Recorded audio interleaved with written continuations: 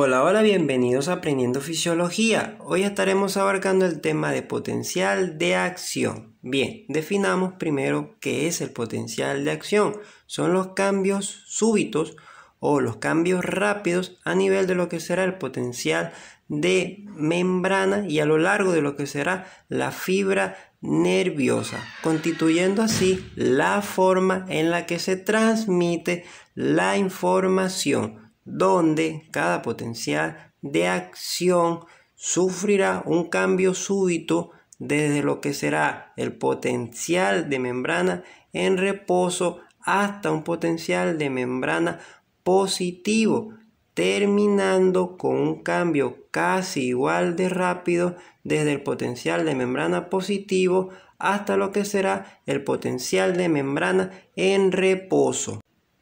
El potencial de acción se divide en tres fases principales. En la fase de reposo, donde encontraremos el potencial de membrana en reposo antes de que se dé el potencial de acción. Encontraremos también a la fase de despolarización, donde la membrana se volverá permeable a lo que serán los iones de sodio. Y es aquí donde básicamente se dará el potencial de acción. También se divide en la fase de repolarización, donde el potencial de membrana volverá a lo que será el potencial de membrana en reposo. Ahora vamos a hablar un poco más a fondo de todas estas fases.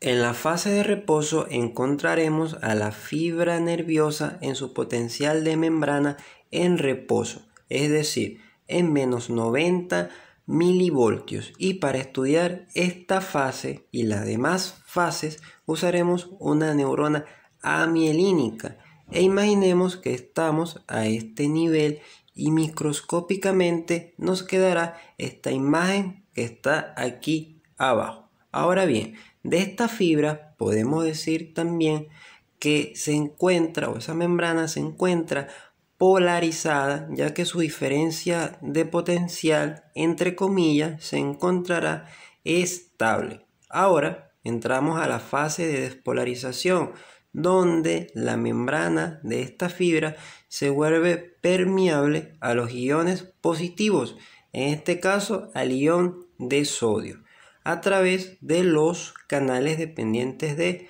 voltaje. Ahora bien, imaginemos que esta entrada de iones positivos provocó un cambio en ese potencial de membrana. Lo hizo más positivo. En este caso podemos decir que el valor de potencial de membrana fue de menos 90 milivoltios hasta menos 84 milivoltios. Es decir, se volvió un poco más positivo. Y con esto podemos decir también que cuando el potencial de membrana se hace positivo, la membrana se despolariza, es decir, ya no se encuentra polarizada.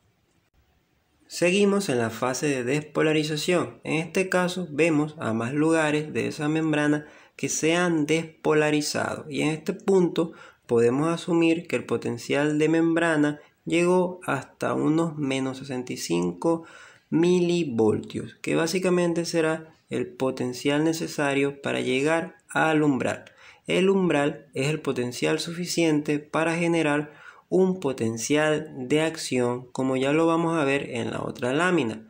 Como vemos aquí que se dio el potencial de acción para toda esta fibra, alcanzando un valor promedio en el potencial de membrana de 35 milivoltios.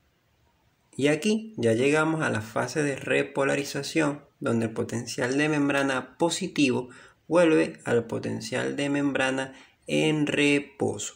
Justo como vemos aquí, donde las cargas positivas vuelven a la parte externa de esa fibra o de esa membrana. Y bien, esto se da gracias a la apertura de los canales de voltaje para el potasio y al cierre de los canales de voltaje para el sodio, pero también es ayudado por la bomba sodio-potasio y por los canales de fuga para el sodio y para el potasio. Ahora vamos a ver un poco más a fondo cómo actúan estos canales de voltaje durante el potencial de acción. Pero primero haremos una pequeña pausa para recordarte que tu suscripción es muy importante para ayudar a crecer el canal. Así que no olvides suscribirte. Tampoco olvides darle a la campanita de notificaciones para que estés al tanto para cuando subamos más contenido. Existen dos canales de voltaje que nos ayudarán a entender mucho mejor el potencial de acción en cada una de sus fases, que será el canal de voltaje para el sodio y el canal de voltaje para el potasio, donde el canal de voltaje para el sodio constará en el potencial de acción de tres estados: de un estado en reposo, de un estado activado y un estado inactivado. En el caso del canal de voltaje para el potasio constará de dos estados: de un estado en reposo y de un estado de activación lenta. Ahora vamos a ver cómo se desarrollan estos canales a nivel del potencial de acción. Durante la fase de reposo, los canales de voltaje, tanto para el sodio como para el potasio, se encontrarán en su estado de reposo. Y en el caso del canal de voltaje para el sodio, su compuerta de activación se mantendrá cerrada, impidiendo así la entrada de estos iones de sodio al interior de esta membrana o al interior de esta fibra. En el caso de su compuerta de inactivación, esta se encontrará abierta. Y en el caso de lo que será el canal de voltaje para los iones de potasio, su compuerta de inactivación se mantendrá cerrada, impidiendo así la salida de los iones de potasio al exterior de esa membrana, y juntos forman como tal o ayudan a mantener estable lo que será el potencial de membrana en reposo. En la fase de despolarización, cuando el potencial de membrana se empieza a hacer más positivo y llega a lo que será el umbral, esto generará que las compuertas de activación de todos esos canales dependientes de voltaje se aperturen y den como tal lo que será el potencial de acción, y vean cómo empiezan a entrar todos esos iones positivos, que en este caso son los iones de sodio, cambiando la polaridad totalmente de esa membrana. En este caso podemos decir que el canal de voltaje para el sodio se encontrará activado, ya que su compuerta de activación se encontrará abierta, permitiendo la entrada de los iones de sodio al interior de lo que será esa membrana, hasta llevar el potencial de membrana hasta 35 milivoltios. El mismo potencial de membrana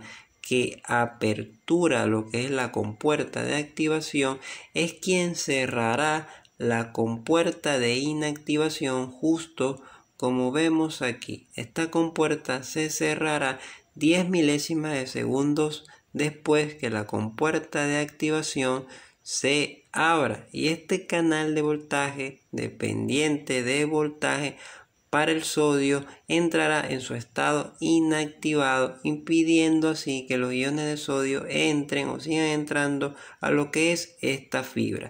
Y aquí básicamente estaremos a las puertas de lo que será la fase de repolarización. Ya en la fase de repolarización, cuando la compuerta de inactivación para el canal de sodio se cierre, sucede también que la compuerta de inactivación para el canal de potasio se empezará a abrir justo cuando la compuerta de inactivación para el sodio se empiece a cerrar. Y una vez que suceda esto, el canal de voltaje o el canal de potasio entrará en su estado de activación lenta, permitiendo la salida de esos iones de potasio al exterior de esa membrana o de esa fibra. Juntos, lo que será entonces la salida de estos iones de potasio y el impedimento de la entrada de los iones de sodio son los que ayudarán a establecer lo que será el potencial de membrana en reposo, justo como vemos que se dio aquí. Existe un estado que varios autores colocan por fuera de lo que son las fases del potencial de acción, que es el estado de hiperpolarización, que consiste en el aumento o el potencial de membrana más negativo que el propio potencial de membrana en reposo.